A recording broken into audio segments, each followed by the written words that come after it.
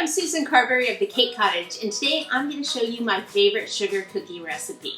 So first I've got 2 cups of unsalted butter in my mixer here, and the next thing I'm going to do is pop it on here. I always love to use my KitchenAid. You can still do it if you don't have one, it's just going to be a little more work for you. So let me pop that on. And then I'm going to go ahead and take my granulated sugar here. So I've got 2 cups of granulated sugar. Pop that in the mixer. Off to the side. And start it slowly. And we are just going to mix this until it's light fluffy. Alright, so it's a pretty basic recipe. You can kind of change it up a little bit when we get to the flavorings. I like to use a lemon extract and a vanilla flavoring, but you can kind of change that. So we're just mixing it a little bit more, like at a medium speed. And I get asked a lot for the sugar cookie recipe, known from my sugar cookie decorating and my custom copper cutters and things like that. So just mixing it, mixing it, mixing it. I'll go ahead and put it on a low speed now, and then I'm going to just take 2 eggs, pop those in, and then it's flavoring time. As soon as those are blended in a little bit, so I've got my vanilla and lemon extract, and if you don't like lemon extract, you can just use vanilla, or you can change it up, like I said earlier, and use some other flavors. So I'm going to be using 1 teaspoon of vanilla. Okay, so my eggs blended. 1 teaspoon of vanilla. Never mix like this over the bowl. Never pour over the bowl. But you know I love my vanilla, so if it spills in there, you know, who cares, right? So now I'm going to add my 2 teaspoons of lemon extract that I poured in here already. Alrighty. Go ahead and put that on a little faster. And while that's mixing up, what I'm going to do here is I'm going to bring over my flour and then my salt and my baking powder. So I've got 1 teaspoon of salt, 3 teaspoons of baking powder, and then my flour. So my flour, I've got 6 cups in here. I may not use it all, but it's good to have it all in the bowl together. Sometimes the eggs, you know, if you use large eggs or extra large eggs, that's going to kind of determine how much of the flour you end up using. That kind of varies just slightly. Okay, so let me just stop this, show you what it looks like, scrape down the bowl a little bit, and then we can start to add our dry ingredients. Okay, so it looks like that. I just want to make sure that I get any butter that is down there at the base. If it's not mixed in, it looks pretty good. Cookie dough. Another reason people like to use this sugar cookie recipe that I have is because it doesn't spread a lot, and that's really important when you make your sugar cookies, especially if you're going to use the fondant to decorate them with, because you use the same cookie cutter as you do to bake them, so you want them to be pretty close in size. So go ahead and pop this on, and you can put your little, if you have one of those little, you know, guards on here. I should probably have one, but yeah, it'll just mess up the place, right? What the heck? It's not my place. Alright. I should probably slow it down though. Yeah, let's do it backward. Yeah, let's do it. I'm just kidding. Okay, so I'm gonna go ahead. Maybe even a little slower. First you put on your trash bag, just in case it does come flying out at you. And then we're going to go ahead and just gradually, okay? Just going to gradually mix it in here. And then I like to kind of stop for a little bit, so you don't get all this stuff in your lungs. What is that, white lung that bakers get? Alright, so making a little bit of a mess. I'm not doing too bad, huh? That's why I put 6 cups in there, because the other half a cup is out of here. I'm just kidding. Alright. Woo! Alright, we're rocking and rolling now. Yeah! Oh, this This is fun. Fun for all ages. Mmm. Sugar cookies. Yummy. Alright, so it's still mixing in there. I'm going to go ahead and put it on a little bit higher speed. And then I'll slow it down again and continue to add.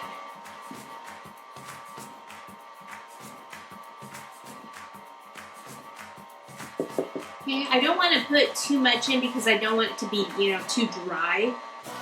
And when it is finished, what we're going to do is we're just going to kind of knead it up a little bit, wrap it up, and then chill it for about an hour before we use it. I have used it right away without chilling it. Sometimes it will spread a tiny bit more that way, but if you're in a pinch, it can be done. But it does make a good amount of dough. A lot of sugar cookie recipes make this tiny little itty bitty bit, and you have to, double, triple the recipe. This one makes a good amount. I have, doubling this recipe is okay. I think I've done it, like, tripled it or 4 times, and it doesn't really work as well, so I only recommend doubling it. Woo! I'm kidding.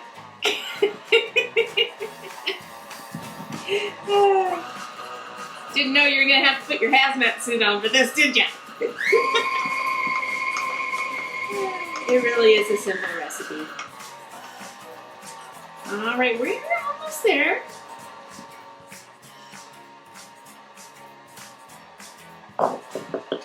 So I probably have still like about a cup in there.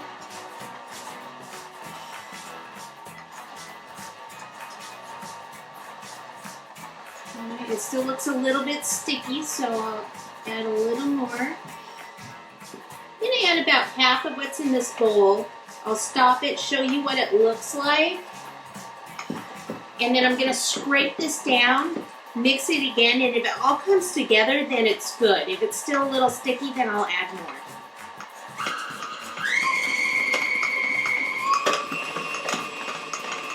Okay, so I'm going to stop it here. Take this off. Scrape it all down. So you can see what it looks like right now at this point. Go ahead and just kind of scrape it down. I think we're going to go with the pretty much all of that flour this time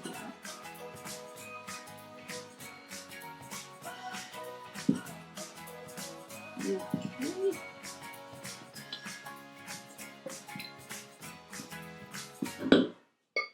There, back on.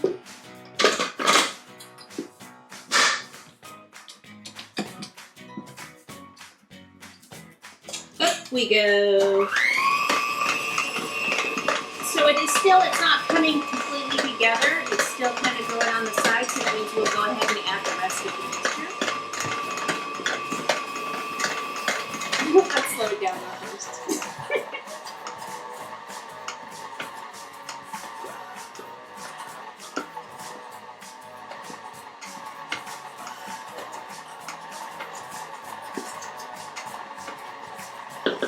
There we go. So I'm just mixing it and it's all coming together now. So I'm going to go ahead and stop it, bring it down, and show you what it looks like. And like I said, we'll chill it. And that time we'll get all our cookie cutters and everything ready. And be ready to rock and roll. Okay, turn this off a bit. Okay, see how the edges are clean there? Okay, and so what I'll do is just got a little flour there. So dump it all out, kind of knead it a little bit, see how clean that came out. Alright, just take that extra little bit that was down there at the bottom, pop it on there. And I like to actually put it into separate, like at least in half. That way, if I'm not going to use it all, I don't have to, take it out. And I also don't like to continuously use one piece. I don't like it to dry out too much. So if you have it at least in 2 pieces, All right, there you go. So I'll just kind of cut it in half like this. Chill it, and meet you back here in an hour. Okay, we're back. It's been about an hour, and our cookie dough is ready to go. All right, so what we want our cookie sheets here. We've got our dough. We've got a regular rolling pin. We've got a little bit of flour in here. We're not going to use a lot. And a couple of little dowels here. You can play the drums, or I'll actually show you something else that we're going to do with those. First, I'm going to take some parchment paper. Go ahead and pop that down, and I will open up my cookie dough. So, we're not doing the traditional method where we just put some flour on the counter, roll out our dough, and then cut our cookies, pop them over onto the tray, and bake them. Okay, because they can kind of tear and get distorted and all sorts when you're moving them around. So what I prefer to do is make the parchment paper as big as the tray. Okay, and I don't like it to actually go up on the sides of the tray or anything. I want it to be perfectly flat. Then I'm just going to take some of the cookie dough. I'll take a little bit of flour here, not a lot, just a little bit so this doesn't stick. And let me get this out of the way so you can see. I'm just going to go ahead and roll it up that way. And then I like to move all of the parchment paper and then roll back this way. If you are lucky enough to have one of those rolling pins that has the rings on it, especially the wood ones with the wood rings, that's pretty cool. That's pretty awesome because you can get your cookie dough all the same height. I'll show you with those dowels a way to do it in a few minutes, but I'm just going to be rolling it out regular way here, just in case you don't even have those at home. Alright, so if that happens, don't worry about it. Just move it off to the side. Just means it's getting a little sticky here. Tiny bit more flour on it.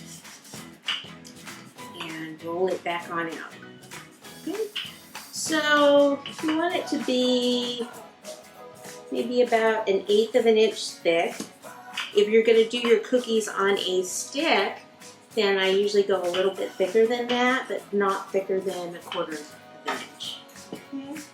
Alright, so then what you do is you take your cookie cutters, again your favorite ones, right? Susan Carter Designs. And then you want to go ahead and cut out your cookies. You don't want to cut out something big, like one of these large ones, with these on the same sheet, because this is going to cook much quicker than this, okay? So if you have a bunch of little ones, do those on one cookie sheet, and then the large ones on another one, okay? I think I'm going to go ahead and do this one.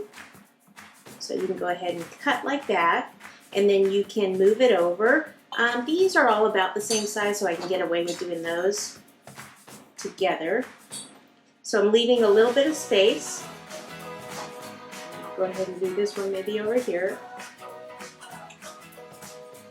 And I don't like how that's going to come out there, so I'll just do those 3 on this one. Then what you do is you remove the excess dough, and you can reuse that. And the good thing about this excess dough now, it doesn't have a lot of flour in it, so it's not going to dry out and cause cracking and all that good stuff. So, well, not that good stuff, actually, that's bad. So remove this. Sometimes I'll use a spatula if you can't get into the little grooves and things. And then I'll lift this entire piece up, put it on my cookie sheet, and I'm going to bake it in just a regular oven at 350 degrees, okay, which it has preheated and is ready to go. If you're using a convection oven, then anywhere between 300 and 325. You want to make sure that it's not lower than it should be, your oven temp. If you have a feeling that your oven's not really calibrated correctly, get one of those really cheap just thermometers, throw it in there. Because if the oven temperature is actually too low when you bake these, then that will make them spread more than they should. So this is ready to go. I'll go ahead and pop it on here. If you are using a convection oven, which again I'm not today, but what that does is it actually has the air that kind of circulates. So what I would do in that case is I actually take some of my silverware and I put it on the sheets, because what happens is this will blow up, and it can actually blow up onto your cookie, and then you have to redo them. And then what do you do? The old ones, you have to eat them, and it's just a vicious cycle. So put some silverware or something that can go in the oven on there, and then they can go into the oven. So I'll take this, pop them in the oven, How long? Well, it's going to be determined by the size of the cookie. So anywhere from 5 to 12 minutes. For the larger cookies, I like them to be a little bit more brown around the edges because I don't want them to be too soft and break on me.